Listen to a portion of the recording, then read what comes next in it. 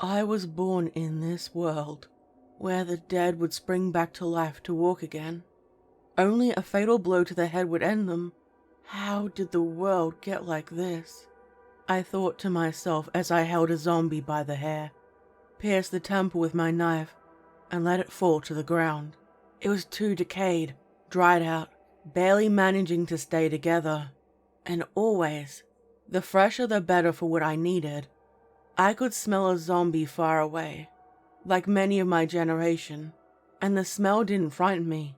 You could always tell those who were born before the world went to shit. They would be scared, even when they tried desperately to hide it. My parents were always anxious around the undead. My backpack creaked under the weight of the new supplies I had attained, and would slow my movement down if I wasn't careful. We instinctively knew to escape the zombies when we needed to. I didn't watch the decay of society and witness people's descent into depravity. My parents had to flee from their town. They didn't go into detail why, however. What I do know is the settlement was overrun and they had to run for their lives, but not from the undead. They said it was safe for a time, still with the threat of the undead and raiders who would try to steal what they had. They settled.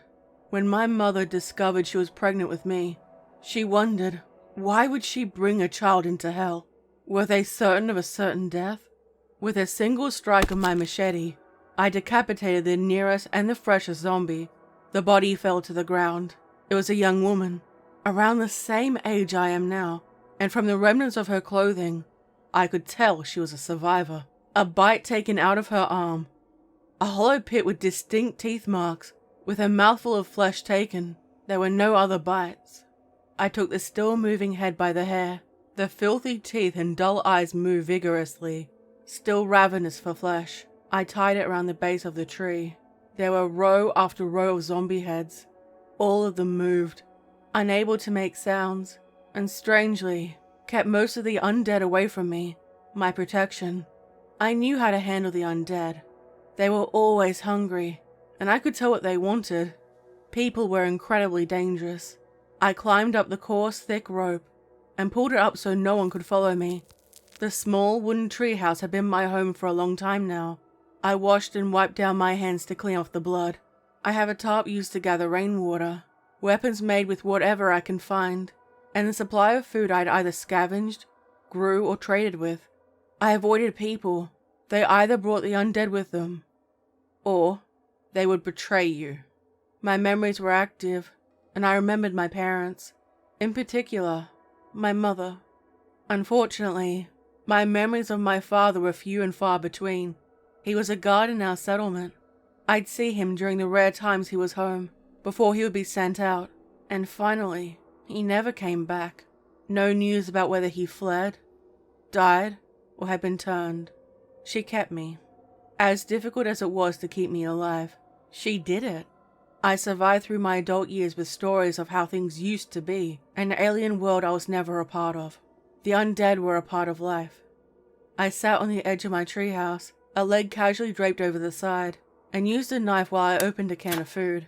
It was relatively easy for me to see during the nighttime, with little artificial light from the old world. I'd hear the moans of the undead walking beneath me, close enough until they would sense the bodiless heads nearby. My mother used to say she would look down and wonder what they were thinking, and if they remembered their old lives. I never bothered. No point. When they crossed the boundary of death, they were no longer human anymore. The old tree, my faithful friend, had been home for me for a long time, growing stronger and more vibrant, even when the world around us kept descending into darkness. When the zombie herds became too active, I was forced to move to a temporary spot. I held a cup of water in my hand, sipped the liquid, and readied myself for sleep. I had to always remain ready and waiting. I had a weapon, a knife I kept by my head, and a bag ready to go if my treehouse was ever overrun. I curled up on my sleeping bag, slowly drifting off to sleep, when I heard screaming outside. "Help me!" A man screamed out again, the desperation clear in his voice. I crawled out, moved the thick sheets that acted as a door, and peeked out over the edge. He was running in the ruined backyards, long abandoned, and through the streets. It was known for being looted long ago. He was covered in sweat, his backpack large and heavy, and every time he managed to escape some zombies, more would suddenly appear, hungry. And with their arms reached out for him, he was breathless. It wouldn't take long before either his heart would give out, or he would be attacked. He stumbled, knees buckled, and fell to the ground. Frantically, he got to his feet. Please, anybody there? He called out into the night, hoping for a savior to rescue him, and scrambled to his feet. It was no good. He fell. This time a fresh zombie, perhaps one of the people he traveled here with, grabbed at his arm only to be pushed away. The zombie was on top of him, the man using his arms and legs to hold him off. It was no good. The undead's teeth sank in, ripped the flesh, and swallowed before taking another bite. One by one, the other zombies hurried over, with outstretched hands, and bit into exposed skin, tearing it. It was quiet. I could hear birds and crickets chirping. I could hear him sob, and the zombies kept devouring him. They would only stop when he fully turned. I didn't do anything. I crept back, fell asleep, and dreamed of fighting, screaming, gunshots, and they all blurred together. I waited until the morning, and I woke with a sharp chill. Since the zombies were so close, I looked out and saw the bloody outline of a skeleton. His head hadn't been eaten. It moved around to try to attack, and always the fresh ones were the most aggressive. They were so hungry, and their muscles hadn't degraded yet. Fortunately for me, his muscles and insides had been so devoured he remained in place. I ate what was left in the can, emptied my backpack, and put it back on, ready for fresh supplies. I took my binoculars and scanned the horizon for any sign of his group or any other predators. Most of the bloated zombies still lingered nearby. I threw the rope over the edge and climbed down. All the zombie heads along the trunk of the tree moaned and appeared to be intact. The bloated zombies were usually sluggish, all the weight in their stomach, and I hurried out to grab his backpack. I groaned when I lifted it. It was incredibly heavy, and I debated whether it was worth it or not. I managed, struggled to lift it up, and gripped my teeth as I climbed the rope, pulled my body up, and unzipped the backpack to see what he had. Inside was a water canister, some medical supplies, and what appeared to be an open safe with old world money. All the cash was worthless. The multicolored plastic money was pointless, the most useless part of the find. Inside, however, was a box. I cracked it open and saw maps, listings, distinct patterns, and I couldn't understand any of it. I was never taught to read. I was taught how to use a bow instead. My father figured it would be more important in the new world. Still, I could always trade the papers and gain whatever I needed. There were other smaller boxes that needed a special code to open. There was a photo, old, yellow, and worn at the edges. He looked so young here, spending time with his family, and they looked so happy. I stared at their frozen faces. The entire family would be dead by now. I placed it where I stored my kindling for a fire. I hid the new supplies, covering it in blankets, and trying to make it look like the treehouse was abandoned. No loot worth stealing. I looked out toward the 2-story home I used as a decoy. Usually, it meant survivors would go there, rest or take what they needed before moving on. I noticed the curtain open, then slowly pulled it shut, and I knew I wasn't alone. Avoiding unnecessary conflict had been part of my survival strategy. I didn't think it was one of the undead. They rarely tried to go inside the houses unless prey drew them in.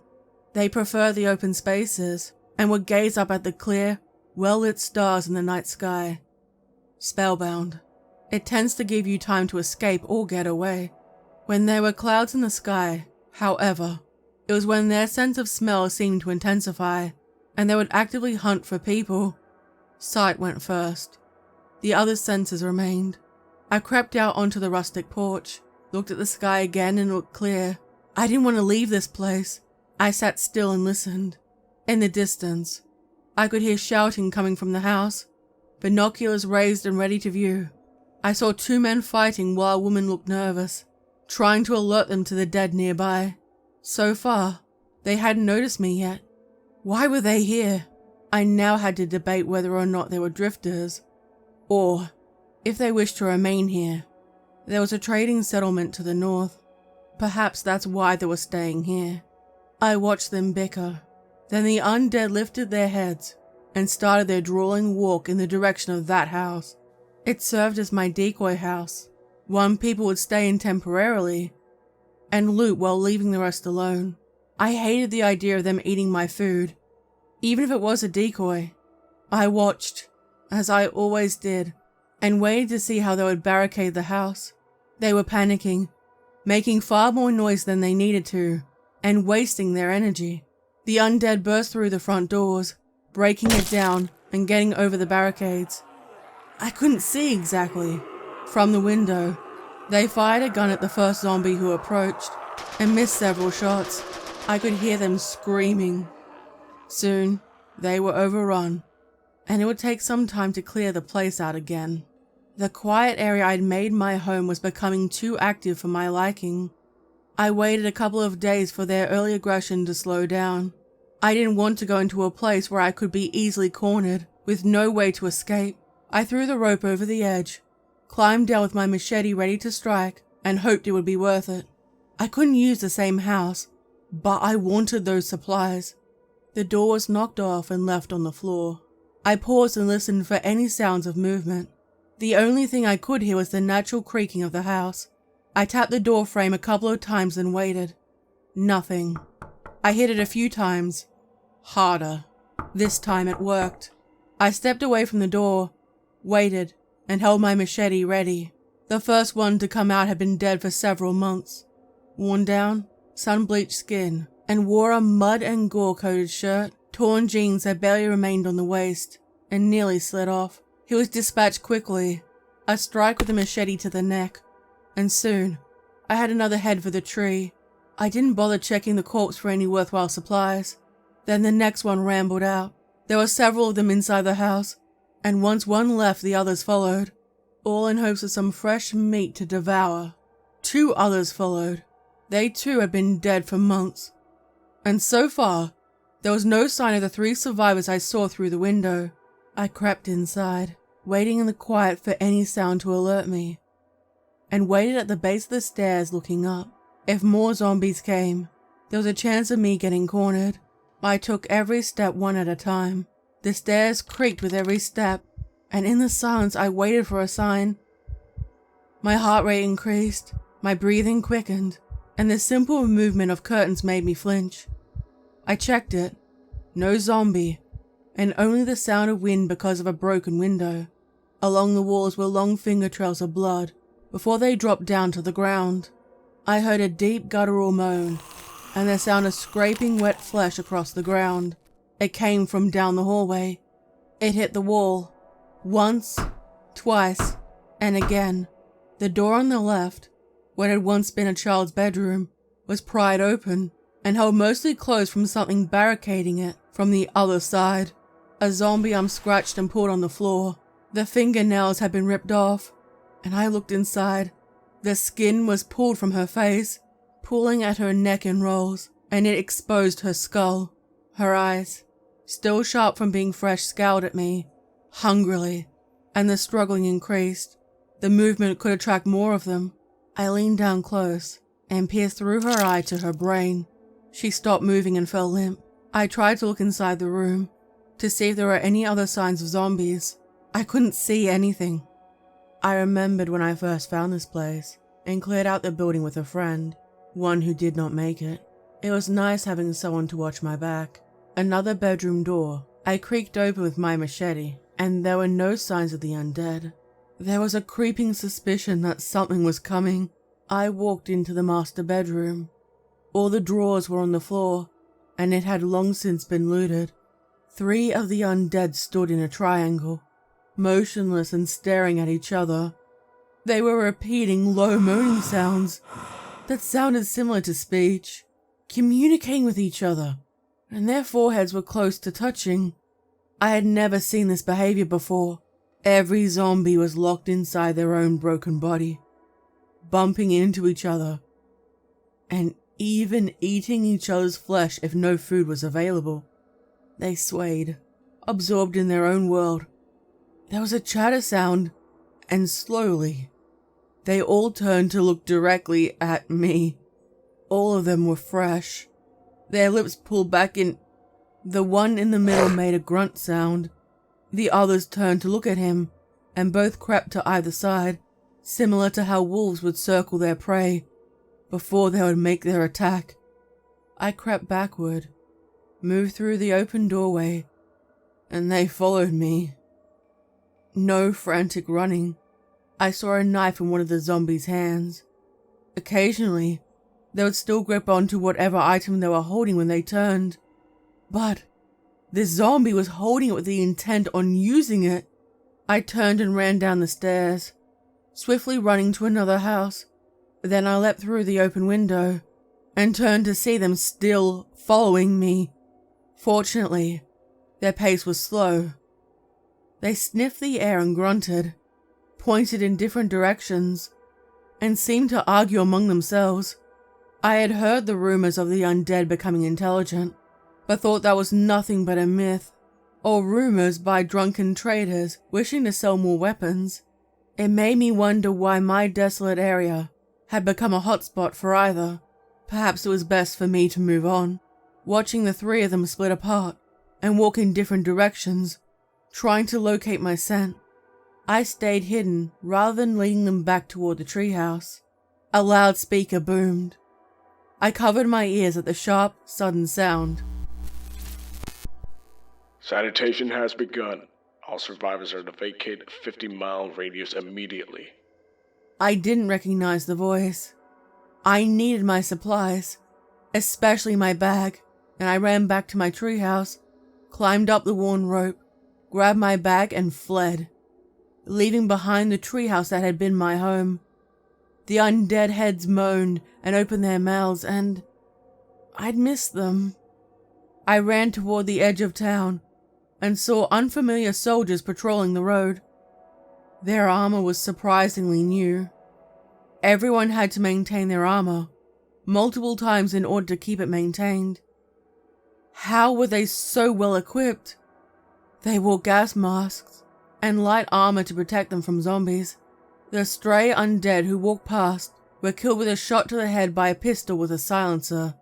The zombie dropped to the ground. They were calm, something only those raised in it were able to master, and make better decisions under pressure, born into chaos, so to speak. I crept forward to listen in on the conversation. Normally, I would have run to get distance between them and myself. Make sure there are no survivors. Is there any sign of Dr. Robertson's group? Yes, sir. We found Dr. Robertson. He's gone. Zombies got him. We found him near a tree lined with trophies. Fucking sick. He grunted, spat on the ground, and looked in the same direction. Both soldiers had their helmets up, exposing their faces, and resting their rifles standing up. I think there might be one of the feral children all grown up. Should we try to take them? Yes, if we can. Diaz answered, looked down at the documents in front of him, and lifted another. What about the others? Turned. We captured them, but they're too damaged. Gonna send them back. Worthington wasn't with them. I think he might have escaped. Order them to be terminated. Search for Worthington. Yes, sir. He picked up his rifle, whistled, and two other soldiers followed him into town. They lowered the visors of their helmets. Unlike their counterparts on the road, they set out to find whoever this Worthington was. The master sergeant cleared his throat and didn't look away from the notes in front of him. He paused. I know you're there. Come out and you're not going to get hurt. I don't think I could have run away in time. I looked in the direction of the open area and dreaded the soldiers opening fire on me. I stepped out of the bush, my hands up and palms facing them to show I was unarmed. Who are you? I didn't know how I should respond. I shifted in place and felt an increasing urge to run. With a furrowed brow, he looked at me intently and used his hand preemptively to calm the soldiers behind him. Can you understand me? I nodded. Answer me. I didn't want to do this. I opened my mouth to reveal my tongue was missing. The jagged white scar, all that remained, carved out of my skull by a raider. When my parents refused to pay a ransom, he approached, stared at it without flinching. Now closer, I could see the grey scars and burn marks on his left cheek. As I stared up at him, both of us had our scars. Jesus. Diaz mumbled. His gaze lingered on it, then addressed me. Do you know what happened to my men? I blinked in surprise, and wondered how best to explain. I pointed to some of the roaming undead in the distance, gestured with a biting motion, and looked at him to gauge his reaction. He was patient. Have you lived in this town for a long time? I nodded hesitantly. I'm looking for a man, about my height. Beard, green eyes, tan skin, and a less muscular build. You think you've seen him? I was well aware how awkward I looked. Being around company was a rare occasion, usually only with trade, and either side wishing to be away from the other as soon as possible. Once the transaction was complete, I could smell the aroma of faint soap and the lingering scent of ammunition. I shrugged, held up 3 fingers on my left hand, dropped a finger, and ran my hand across my throat to symbolize death. I noticed a change in his eyes. Losing people was never easy to deal with, and I stepped backward. The soldiers lifted their rifles preparing to fire, and Diaz instructed them to lower it. If you assist us in finding him, we will help you. He suggested. No room to argue. I didn't want to be killed. I nodded. Diaz pulled the radio toward him, pressing the button. Lawson, we got a woman coming in to help you find Worthington. Sir? The confusion was clear in his voice. She knows the local area. She's mute, non-feral. If she isn't compliant, you are free to shoot her. His gaze warned me. I stood awkwardly. Lawson sighed. Yes, sir. Coming back, sir. I didn't know whether or not I was going to make it. I didn't want to spend too much time with any group. They brought noise and attracted too much attention. Whenever I had a spare moment, I needed to run away, and I'd had to find somewhere else to set up. Words cannot express how uncomfortable I felt. I looked at my hands and around at the sky, trying to give the impression that I was harmless and didn't pose a risk. In the background, they worked, and I jumped when I saw small flying machines in the sky. I heard mumbled on the radio, in a voice I didn't recognize. We found him. The documents were not located. The maps or pieces of paper I was trying to sell on, I didn't want to admit that I had them, in case they thought I stole them or had any involvement in his death. The items, other than trade, had no value to me. But how could I explain this to them? My thoughts were interrupted by Lawson's return. Lawson gestured for me to walk in front of him, and didn't trust me. In front. No funny business. He ordered. We walked along the span of long grass. Fortunately, it was clear of the undead, and my ease only made the soldiers wary. We would step over corpses of long-dead humans and animals, their remains left exposed to the elements. As I expected, the undead were more active and made their way into the town. Their aimless, bumbling walk made the older soldiers flinch, but Lawson, close to my age, was not surprised. I tried to gesture that there were a large number of them, blocking the entrance to a large building. The writing and paintwork had faded to make it barely visible. Their loud moaning, hands reaching up, and I knew they had found prey. The soldiers were not discreet. I watched from one side. They opened fire with headshots, alternating so they would not run out of ammunition. A far cry from the frightened shambles that occurred previously, when the zombies became widespread. I waited to one side, tempted to flee when I could, but they managed to get clear. One of the soldiers cautiously looked through. The zombies had managed to damage some of the door and scrape down the sides, leaving behind pieces of fingernail. I walked close to the walls, rested my ear on one side, and waited for any signs of the undead. I heard groaning and shuffling around inside. The soldiers knocked down the door with a loud crash. Lawson gestured for me to follow. I hate being trapped inside buildings, cornered with no way to escape. I walked behind them. They killed all the strays with efficient shots to the head, and there was no panic shooting. They went up one flight of stairs to the next level, following the fresh blood up, and I could tell it was human. It led into one of the rooms. One of the soldiers pushed against it with the butt of his gun, and it was barricaded. A table leg, and a desk to prevent entrance from the undead. There was no zombie blood. It was fresh, human. Worthington, you in there? Lawson called out. They waited and heard a coarse coughing from inside the room. I'm in here. The tired answer came, the voice dry. Get it open. The soldiers started to kick it open. I waited behind them, listening and waiting. I couldn't tell by his voice if he was turning or not. I stayed well back behind them, and the desk and other items gave way for the soldiers to enter the room. They puffed and entered cautiously. They found the one they had been looking for. The room was empty except for broken furniture.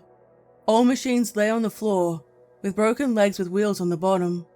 Worthington was in the furthest part of the room, his back against the wall, and surrounded with a pool of blood beneath him.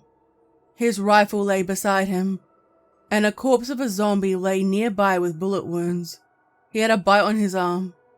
I kept my distance and knew what would happen next. A bite equaled a death sentence. Two of the soldiers started to tend to his wounds, and no one was preparing Worthington for death. It was better to kill before they turned. We found him, injured. Gonna bring him back. Lawson spoke on the radio. Bring him back. Make sure you bring back the package. The semi-muffled reply came. Diaz narrowed his brow briefly, but answered. Yes, sir. It came close. I nearly got Robertson, but he managed to get away. The last I saw was he was being chased by zombies. He didn't make it. Yeah. Yeah. It was a bloody mess, too. Shame. He grit his teeth while Garcia stitched him up. His hazel eyes noticed me, and he looked questioningly at Lawson. Who's she? Diaz sent her with us. She's been here for a while. Not very chatty, is she? Ah! He screamed when one stitch touched a sensitive nerve. He looked down at the bite mark and a determined Garcia, who injected the bite mark with a large needle. The skin around it was inflamed, throbbed, and I could see the raised dark veins around it. Worthington's chest arched upward, fists clenched, teeth tight, and he looked down at the wound. The other soldier, I didn't get his name, cut Worthington's shirt and examined the bullet wound in his stomach. I hadn't heard any guns being fired. I still couldn't understand why he hadn't just been killed yet. I made a sound to get their attention, pointed vigorously at Worthington, and gestured with a gun to the side of my head, hoping they would finally understand. They all turned, stared at me for a moment, and went back to stitching up Worthington. She's mute. What's the status? He'll make it. The RG-1 is holding. He needs the additional RG-2A to prevent the turn. I'm more concerned about the blood loss. Garcia answered, not bothering to look up. The temporary sealing gel was placed over two different wounds. It started to harden. The soldiers started to help Worthington to his feet when he said, Do you ever find Robert's notes? We need him for the next stage of testing. If we don't get him, we'll be years behind. We need to get them back. He insisted, and blood loss, and perhaps the relief of finally being safe, caused him to pass out, his body limp, and Garcia and another soldier wrapped Worthington's arm around their shoulders, leading him out, and I stayed off to one side. Now they had him. I was tempted to run while I still had the chance, and escape them. Lawson tapped me with the muzzle of his rifle a reminder I was still expected to follow them. I wasn't surprised when the sound of the soldiers brought more of the undead. I hated walking behind them, so exposed rather than hiding. Lawson and the remaining 2 had to fire on the enemy. We made our way back, and Worthington was taken into the medical tent. I tried to peek inside when the flap was closed and sealed up.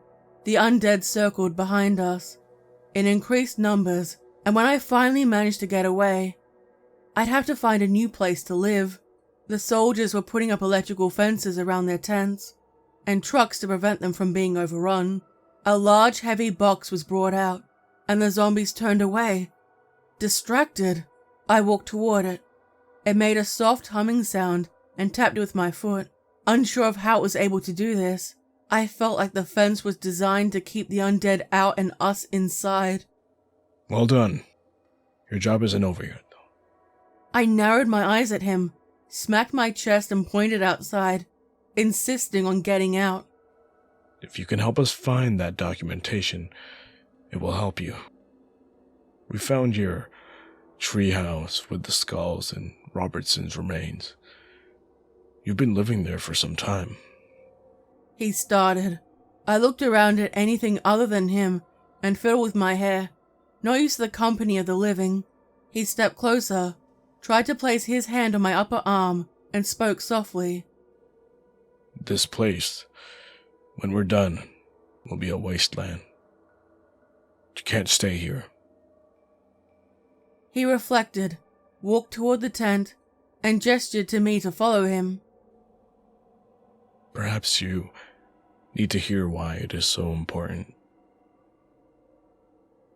It opened and I was led inside. I looked around. The close quarters were so uncomfortable, and I saw Worthington on a stretcher. He looked better than I thought he would. Garcia was giving him a second injection. Hey, it's alright. I watched as the large needle and the enormous amount was injected into his stomach. This Worthington casually pointed to his stomach. is the reason why I won't change. We caught it earlier so I don't become a zombie. We have treatments that reverse what happens, but Dr. Roberts had the notes, and we need those. Imagine. He winced, sat up and waved me over. I stood by the side of the bed, looking at his wounds.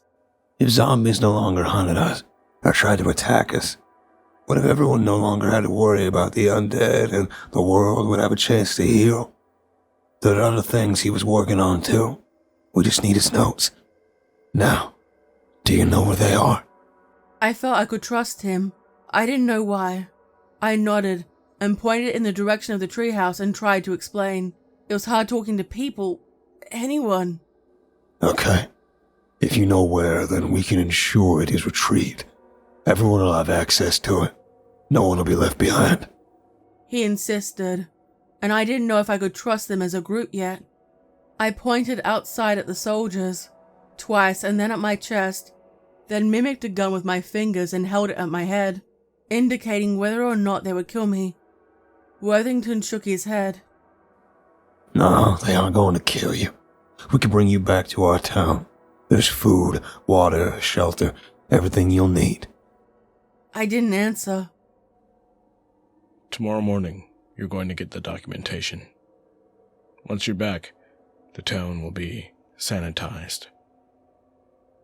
I didn't hear him come in. It didn't sound like I had a choice. I looked between Diaz and Worthington. Neither said anything. I was sent to a different tent, given some rations to eat, and it was the first time I had a full meal in months. I curled up, slept, and awoke to the faint sounds of whispering followed by zapping sounds. They repeated. I stood, stretched, and went outside to see a zombie. It touched one part of the fence, only to be zapped before trying another section. Each time it moved down the column. Next. Next. Next. The rough voice came when it saw me. It smiled, and I vaguely recognized it from somewhere. There was dried human blood around its mouth, pieces of flesh in its teeth, and grey-yellowed eyes. It was painfully aware of who I was. A filthy finger tapped the electrical wire. Next. Next. There was a loud smacking sound, and Private Lawson struck him with the butt of his rifle. Twice, but the third time was the charm. The intelligent zombie fell to the ground, his hands then strapped behind his back, and a muzzle placed around his head. Lawson added, lifted up what had once been a comrade of his, and brought him inside the medical tent. Worthington looked pale, sickly, but hadn't yet turned, and sat across from him. The other soldier, a private, I heard was called Private Markov, sat, and his large eyes gave him a determined, even demonic expression. He was strapped to the bed as he muttered under his breath. I couldn't pick up what he was saying. You'll be okay, Markov. It hasn't been that long. Garcia soothed, with the same large needle in his hand, filled with the same concoction that was injected into Worthington. Through the mesh I could see Markov's eyes move from each of us to another. He never blinked nor offered any sign of worry. A strange, twisted laughter rang out through the tent and sent a chill down my spine. I haven't seen it done on someone who hadn't been turned before. Worthington commented before vomiting, and I could have sworn I heard his ribs crack, and he breathlessly looked at him, his body still struggling with two combating forces. Garcia injected Markov. I wasn't close enough to watch it pierce the skin, and waited. He roughly shook against his bonds, screaming, and his body jerked violently. Garcia and one of the other soldiers held him down. Blood and foam leaked from his eyes, nose, mouth, and ears. I stepped back toward the exit. Two of his front teeth snapped, and I watched every part of him straining. He coughed, choked, and vomited up pieces of fresh flesh. I saw fingers come out, along with dried blood, hair, organs, and skin. I lowered myself down to sit on the ground. I didn't sleep well that night. No. Please. Please keep them away from me. Markov screamed and pleaded during the night, sobbing, trying to tear at his face with his hands. The bond sliced into his skin. I'm sorry. I'm sorry. I didn't mean to. Where are you? Why? It went on all night. The sun came up and he was quiet. I didn't realize I'd fallen asleep. Worthington was sleeping soundly, and Garcia was checking Markov's vitals. I blinked in surprise when I saw the heart rate monitor. Steady. The fact it even worked. I walked toward him. Markov looked as though he had aged considerably, and half his hair was white. His skin was weathered, coarse, and he twitched in his sleep. I can't believe it works either. Garcia smiled, wrote down notes on Markov's patient chart, and I looked at the two men. I never thought someone who had been bitten could recover. Come on. Let them rest, and we can get something to eat. Garcia suggested, put the chart on a shelf, and walked out with me. I realized he was close to my age, likely born around the time the first cities fell, and clearly we had different upbringings. I didn't like being so close to them. Outside the tent, the electrical fences held, and there were no other intelligent zombies approaching us. I figured, as long as we didn't make noise and draw attention, the preventative measures worked to keep them occupied. Now, do you understand why getting these notes is so important? Diaz insisted. There were other vaccines currently being developed. Those notes are crucial. Robertson was trying to get it to another lab, and we were separated. Worthington's group followed behind, and we're the cleanup crew. I was skeptical. I saw the previous ones working, but if this was real, I knew this vaccine would not only make the creator extremely wealthy, it would give whichever group who held it considerable power. Wars would start over this. Lawson and Worthington will go with you. I didn't have a choice. Worthington looked sick, his face drawn in, but he was healthier and looking better. He stood with a rifle in his hand. I peeked in at Garcia and Markov. The latter was sobbing. can't believe I killed them. I can't believe I did it. She was trying to help me. And I fucking tore her apart. Garcia's hand rested around his shoulder, comforting him. Why would you even keep someone alive to endure that kind of pain? Worthington saw my face. He'll be okay. Memories of what happened are beginning to come back to him. It's a blessing and I never turned. Let's go. We'll be back before nightfall. I wasted no time in leading them to my treehouse. Home, sweet home. And both men looked at each other in confusion. At the sight of multiple undead skulls lining the trunk of the tree. The zombies' mouths opened and closed, hungry, curious, and I approached the rope. I paused. They didn't behave like they usually did. I kept staring at the heads, pointed upward and shrugged, trying to explain that I didn't know what was up there. Neither soldier knew what I meant, and pointed to the wooden structure, insisting I go up there. Times like these, I wished I could speak, and started to climb up.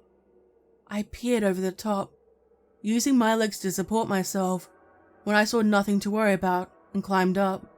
I gathered the papers and other items, putting them in the bag they came in, when I saw the outline of a human in the shadows. They stepped out, with that same grin on their face that Markov had, filled with blood and flesh. Without weapons, I backed away, unable to protect myself. Stay a while.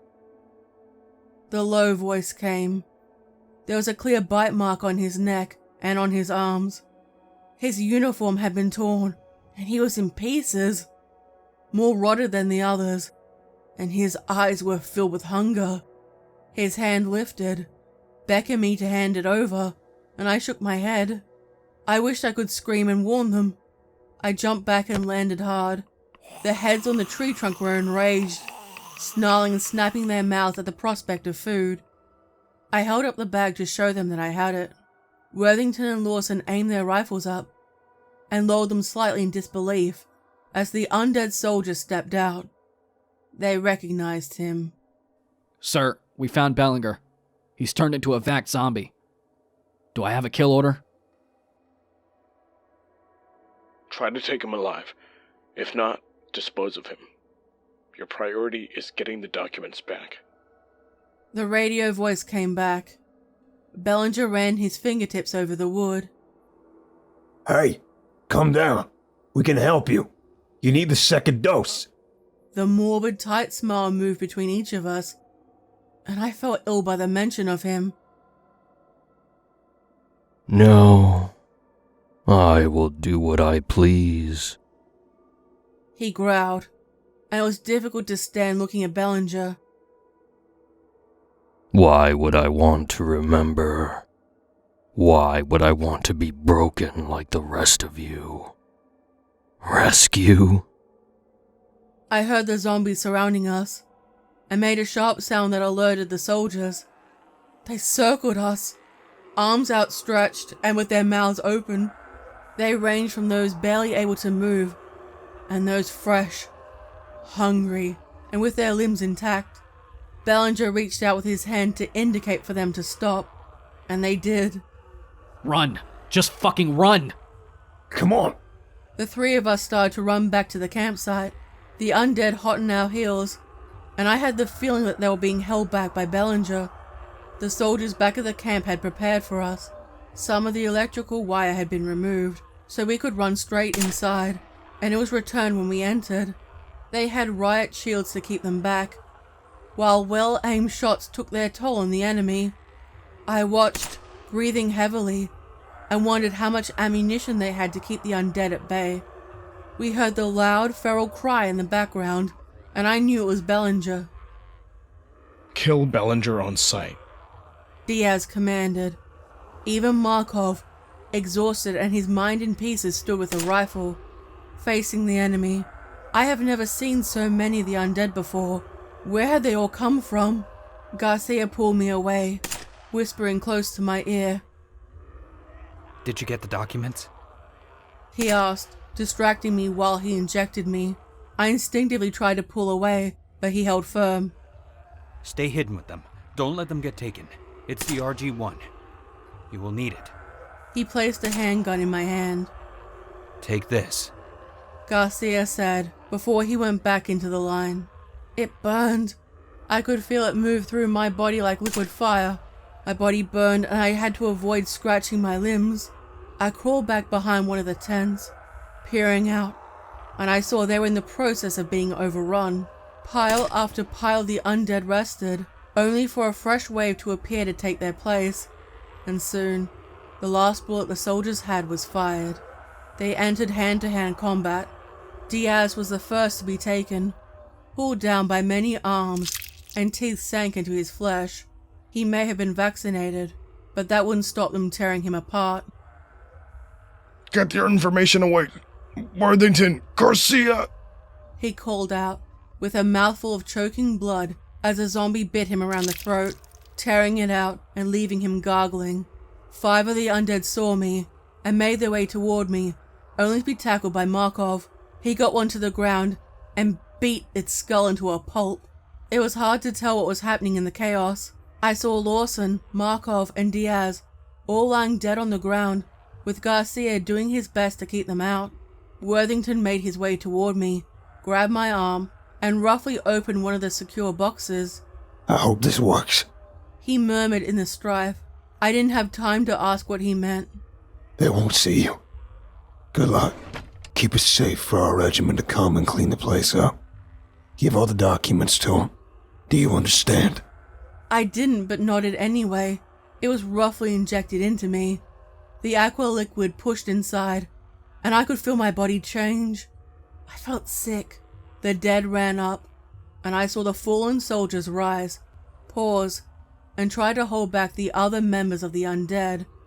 Worthington pushed me under a secure box, designed to withstand the impact, pressed buttons on a keypad before finally placing his hand on the large red one in the center. There are 3 white beams in the sky, causing all of them to look up. Don't look at it. He called out and I looked down, closed my eyes.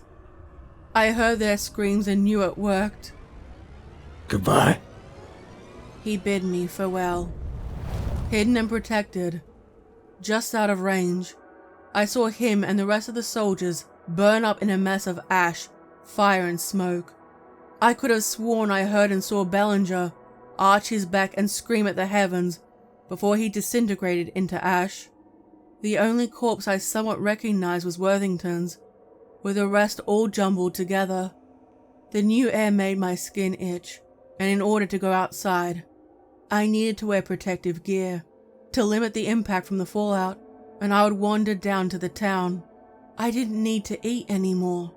The air was poisonous, and no animal came inside, and any of the living would avoid coming in. I'd wander the edge of the polluted town, on the lookout to give the soldiers the cure.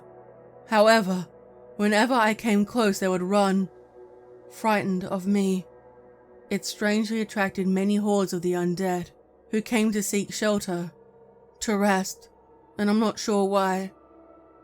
I guess you could say I live among the undead.